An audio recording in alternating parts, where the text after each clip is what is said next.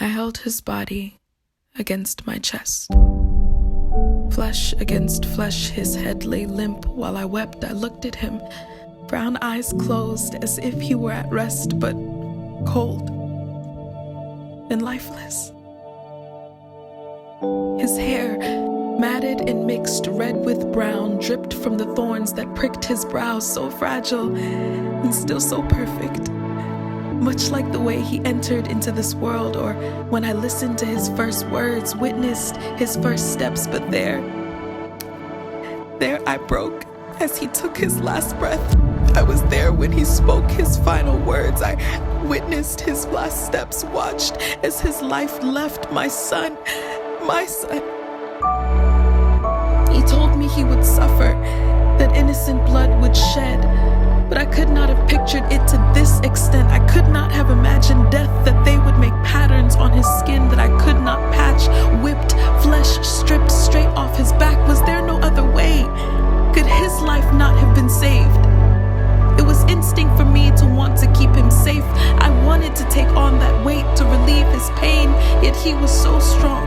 He persisted in faith, and even though I wanted to, I could not take his place. But why was this written in God's perfect will?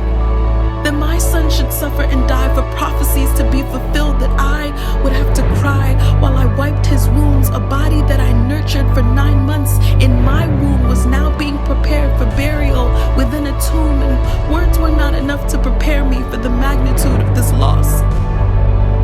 Bearing the Savior of the world came at a cost, but I did not know I would only get 33 years with my son.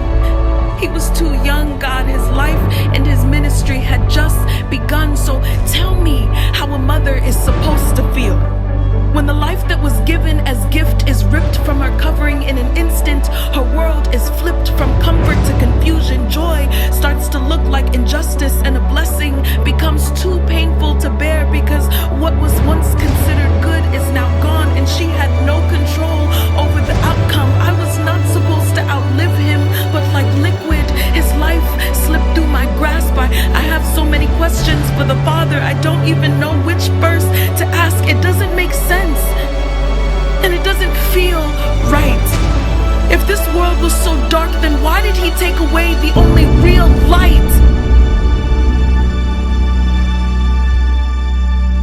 And when they tell stories of a man beaten, bruised, and buried for the sins of man, born of a virgin and her husband, they won't be able to describe how helpless I felt, how I flinched with every inch of nail they hammered into his hands, and how they bent his feet to make sure the nails were deep, making my knees weak. I couldn't even stand, and I would have stayed with him forever.